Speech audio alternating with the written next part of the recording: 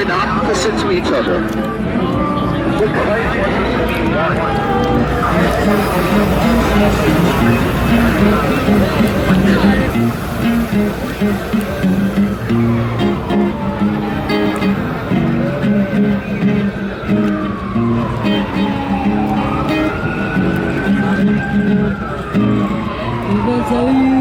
If I tell you now, would you keep on loving me? If I tell you how I feel, would you keep bringing out the best in me? You give me the sweetest of you. Your jacket is so fine. You give me the sweetest of you. Thank you. There's a quiet song. Welcome back to our worldwide audience of paint heads, and we are back in Chelsea. We're going to run in here to Mitchell-Innes Nash, and we want to take a look at an exhibition by Joanne Greenbaum titled Scaffold.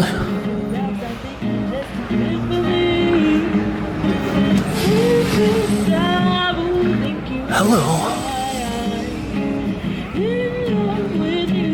Well, we'll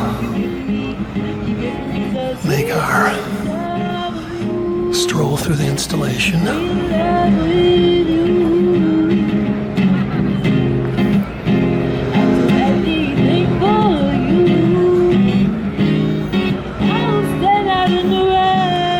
I think we caught one of Joanne's recent shows at Rachel Uffner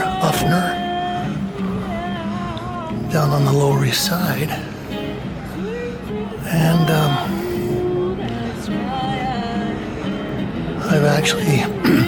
I've been in touch with Joanne recently because I'm working on a Tribeca Quinty slip map. And well, Joanne has lived down in Tribeca for the last 25 or 30 years, so she was giving me some addresses and other information. Well, we'll begin here.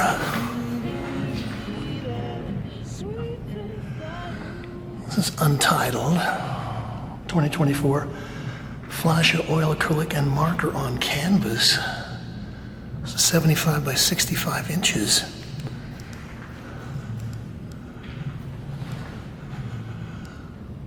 Well, I said that we caught one of her shows recently at Rachel Uffner's, and this is nice. She looks like she's kind of expanded her scale. Also, I think the other thing that I noted with some of the earlier work is that I think Joanne is very good with her line. There's always a sense of drafting, drawing, the linear stuff.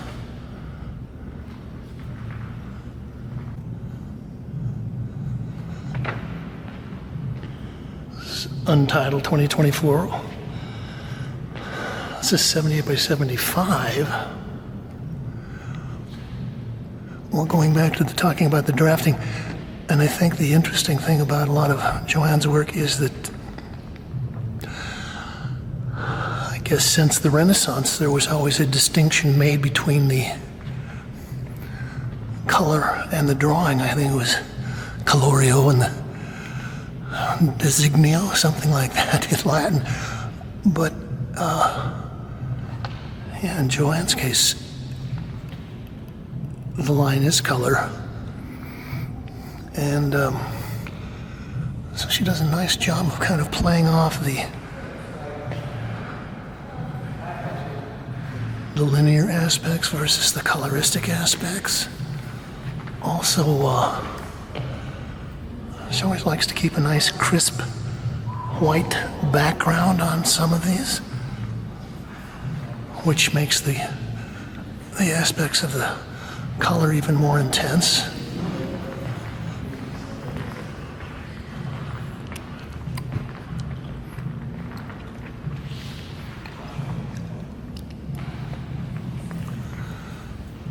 Untitled 2024.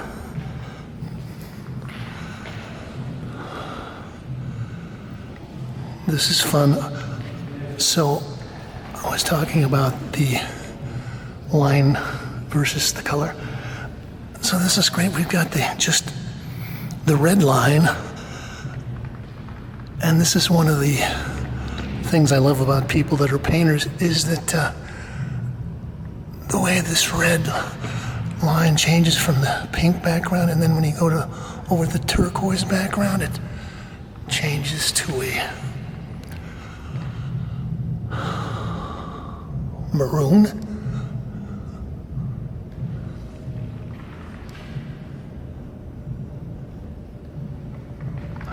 Actually, every color that it goes over, it kind of changes the hue.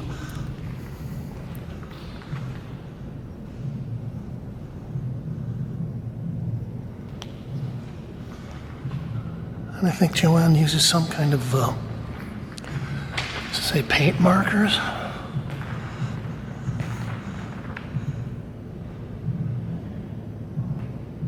Untitled 2023. This is 72 by 70.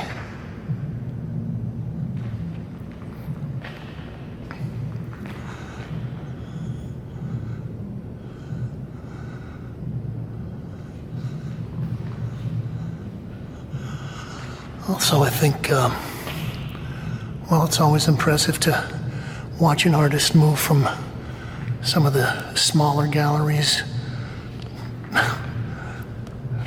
out near the peripheries of the art world into the more mainstream parts of at least the Manhattan art world.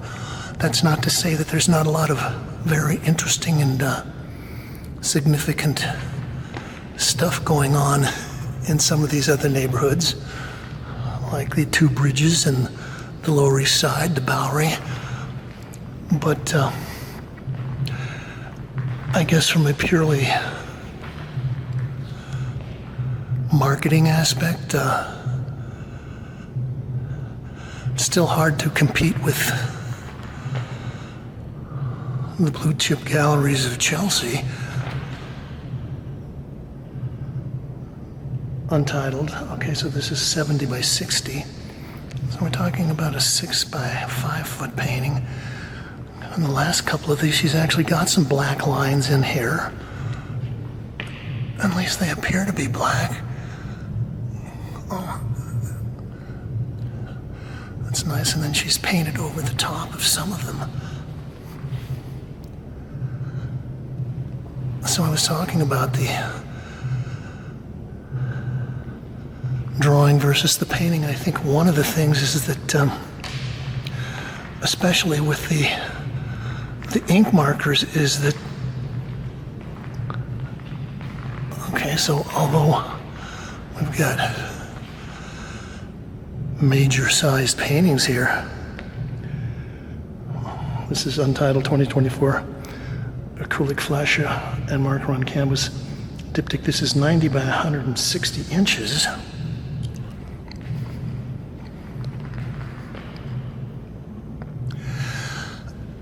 They still kind of have the freshness of a drawing. There's a kind of spontaneous quality to a lot of this. And as I said, the open canvas also is like the piece of paper or the page in the sketchbook.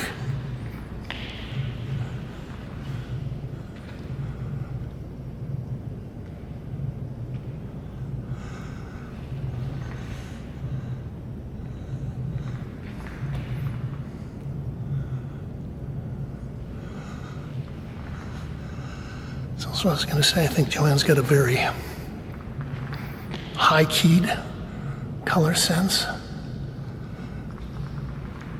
I'm actually surprised she may have some kind of things going towards neon, especially with paint markers, but I'm kind of surprised that she doesn't actually have any fluorescent pinks or chartreuses or hot reds, but some of these colors are almost pure enough that they get into that kind of category.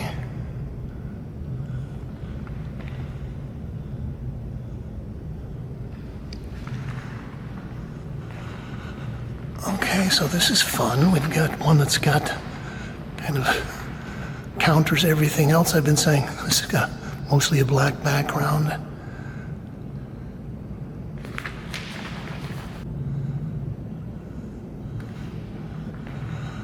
So your black is kind of carved out your forms.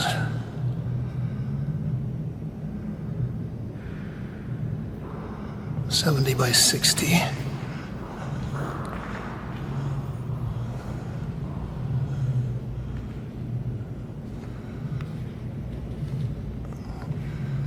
Okay, I can kind of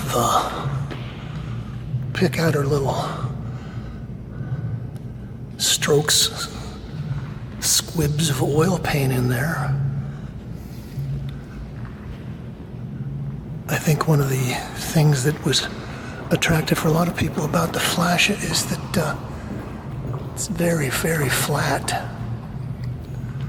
And I think it was Susan Rothenberg and some of her early horse paintings were the first pieces that got a lot of attention that I saw that were painted with flasha. And at some point, Susan switched over and started painting with oil.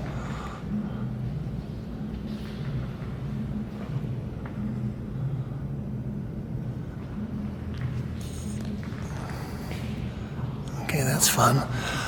Let's look at the sculpture.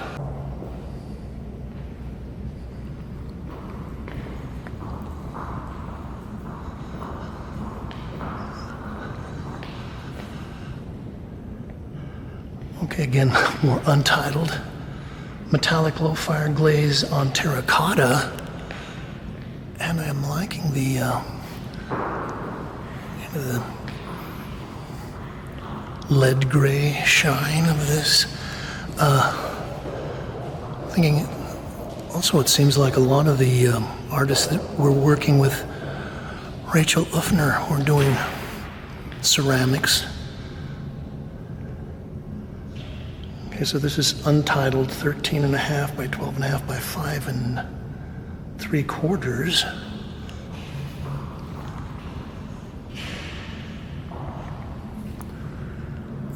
Got our little ziggurat here, untitled. It's 9.5 by 10.25 by 10 3/4.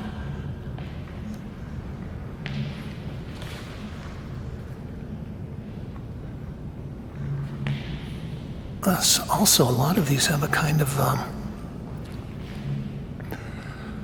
architectural reference, maybe.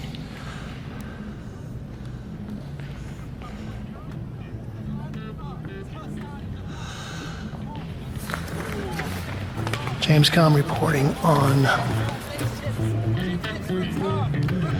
Joanne Greenbaum scaffolding here at Mitchell-Innes Nash.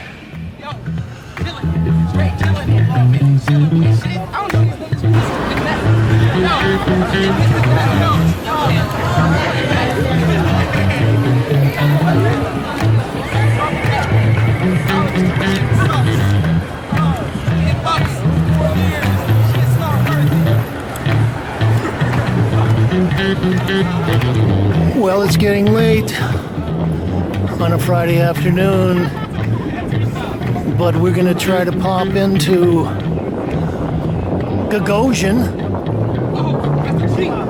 and see if we can make a quick closing time stroll through of a exhibition by Neil Jenney. Stay tuned.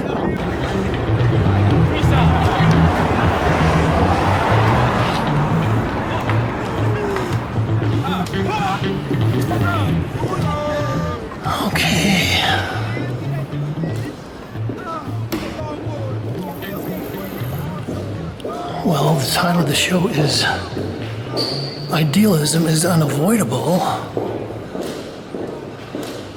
I've got 20 minutes before closing time. We'll make a quick scan.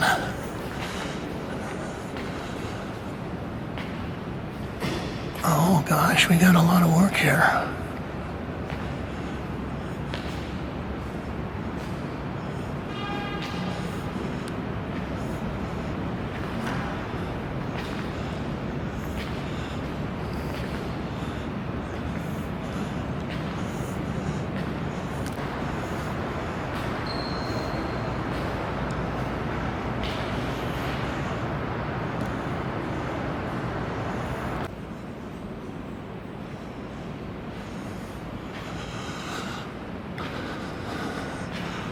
Well, we'll begin looking here at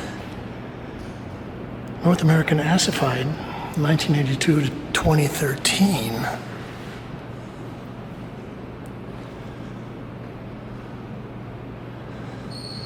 Oil on wood in artist's wooden frame.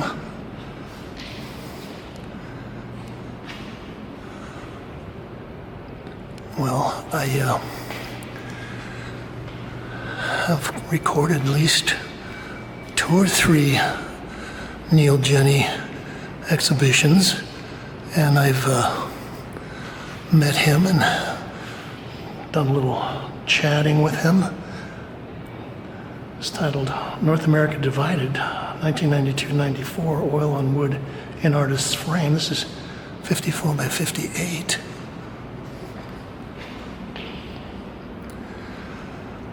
And, gosh, at one point he was running a little gallery in his loft space on West Broadway. And I was able to go in and talk to him and actually walk through his studio and look at some of these pieces in progress. And, well, he's got quite a sophisticated woodworking shop to build the frames with.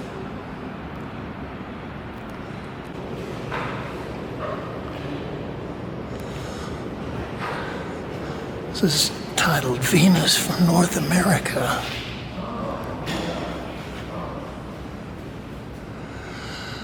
Well, I think one of the interesting things about Neil is that I think he started to get his major attention from a show titled Bad Painting that was curated by Marcia Tucker at the New Museum. I think it was 1977, 78, something like that. And at the time he was doing very kind of loose and splashy acrylic pieces, you know, little girls with their dogs and kind of cartoony things.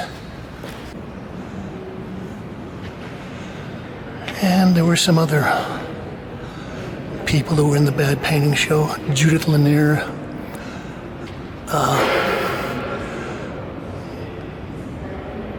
I can't think of the others right now, but they kind of were a harbinger of the whole return to painting, things that the neo-avant-garde, the new expressionists kind of took on.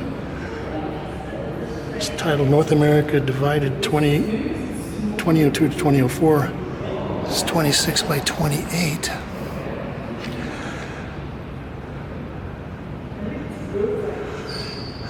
And,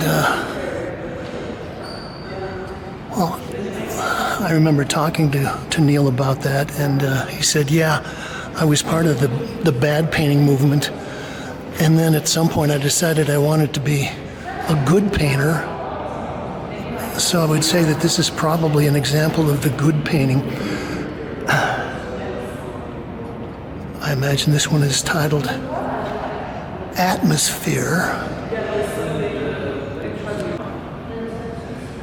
This is oil on wood and artist painted frame 30 by 80 by 5.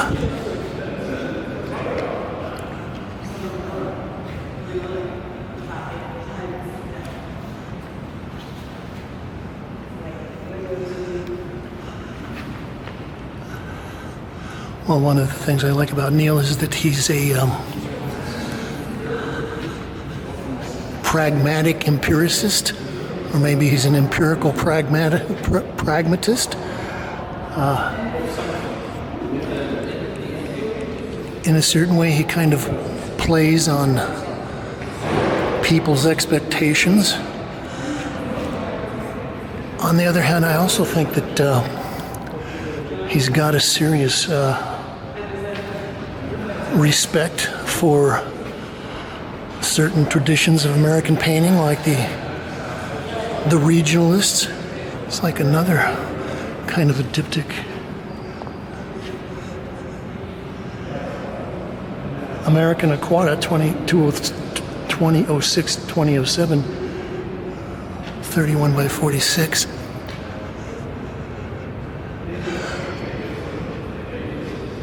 So I think that he probably does look at people like Norman Rockwell, Rockwell Kent, some of the great American realists, like Andrew Wyeth, people like that. And although I think there is a certain kind of conceptual aspect, maybe even some cynicism involved with that, he's kind of playing on that to give him a framework within which he can kind of seriously approach these kinds of natural subject matters. North America divided 1990 to 1992, 25 by 113. One of the interesting things about this is the way that he, although he's painting with a very kind of a naturalistic sensibility, that there's a lot of strange narrative elements. Okay, so I've got this little rope here that's actually barbed wire with a missing piece that's linked in with a piece of rope. Also, some of his textural things on the tree trunks are technically very well done. And we've got this kind of long, narrow panorama. Someone has suggested that this would be like the little window that you would look out of your bomb shelter somehow after the nuclear holocaust hit.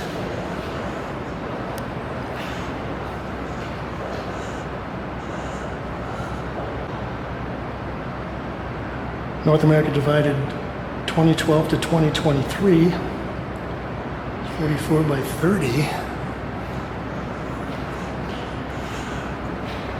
And the more I look at the frames, I'm thinking there's a whole kind of strange painting language that is happening here. It's got his little strokes. Almost make me think of a David Reed painting. And then we've got our text on the frame with some kind of strange metallic pigment. Oh, he is quite a technician at this point.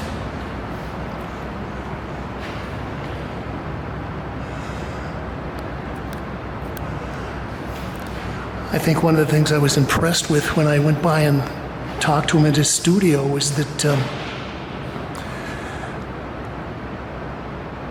he seemed like he was totally aloof from the worries of the art market and trends and fashions and all those things, that he kind of had his own view of what was going on, what was important, the playground in which he wanted to exercise.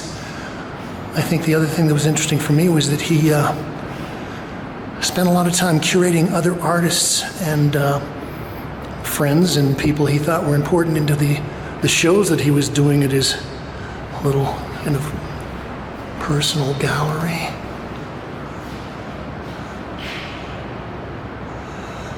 Okay, run and gun, it's closing time.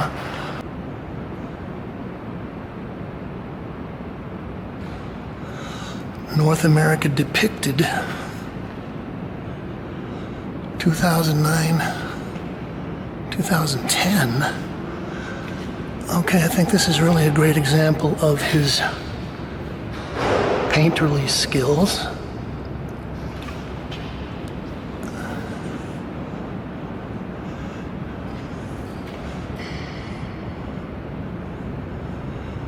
Yes, he's done a fantastic job of rendering these snowdrifts over the little brook.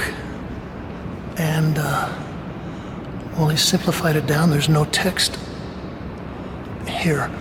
I was also talking to him about the spacings of the frames and how some of them you have a thinner top panel than the bottom panel, and that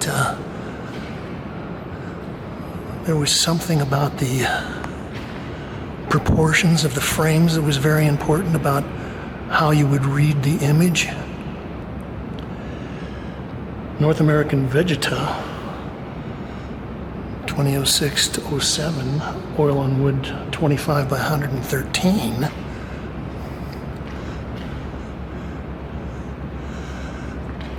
Well, that was a nice little jump. We were in the snowbanks on the stream, and now we're kind of down in the tropics.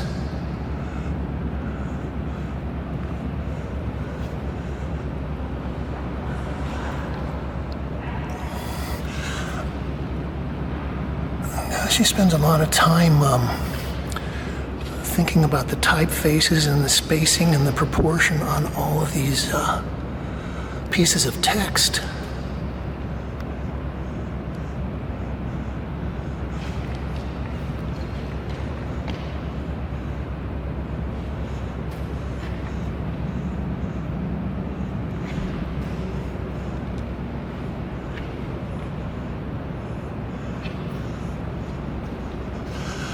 I guess it would actually be kind of ironic that Neil would start out being recognized as one of the better bad painters, and then would eventually move in and become an actual good painter. North America Divided, 1992 to 1999, oil on wood and artist painted frame. This is 39 by 152. So this is probably the biggest piece in the show. But, yeah, even though this is just kind of a straight-ahead landscape, there is a certain narrative aspect to this. I'm thinking also that he gets a lot of this very flat, it's almost like an orange peel surface on there. I think that he uses rollers, other various technical things.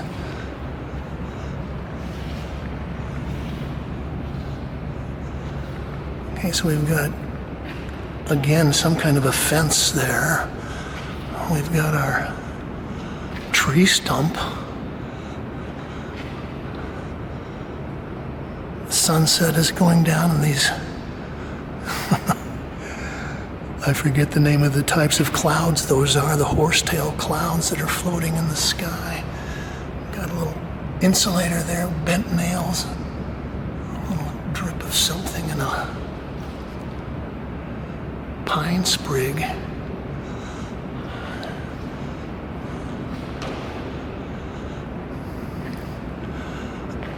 Oh, I like this one too.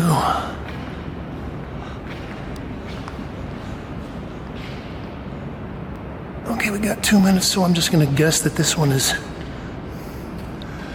Vegetia.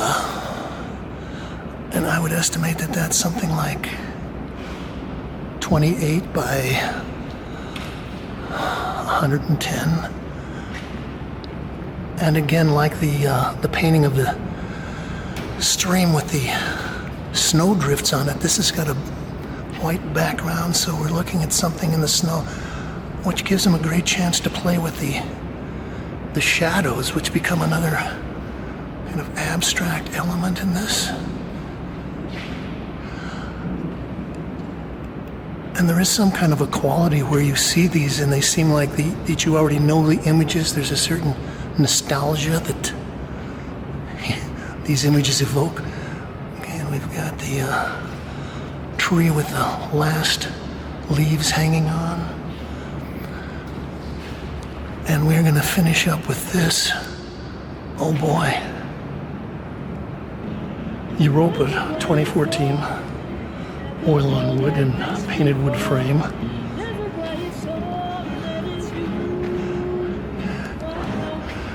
I think the other thing that's interesting is that Neil almost goes out of his way to pick the most banal, most unremarkable little chunks of the landscape. But then he's able to go in and suss out the details, spend enough time to see the beauty, the great contrasts, all of the interesting compositional things. Dash of color there. Okay, so we've got another panel on the edge that says Europa. Also, I'm thinking he kind of makes sure that the frames don't get too fancy. So you've got your wood screws and everything kind of showing, your perfectly beveled corners and things like that, but not overdoing it.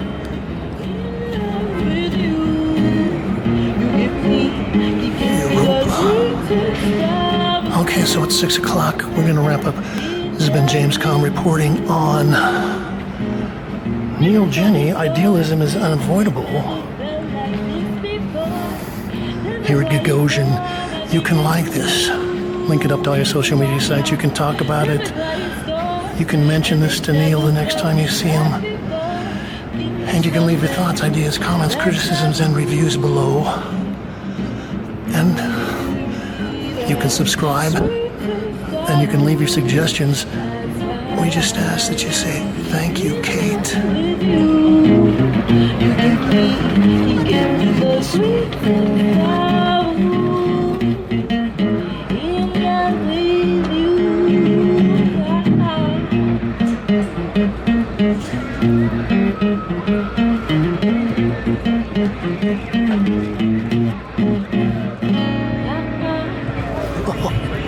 That was great.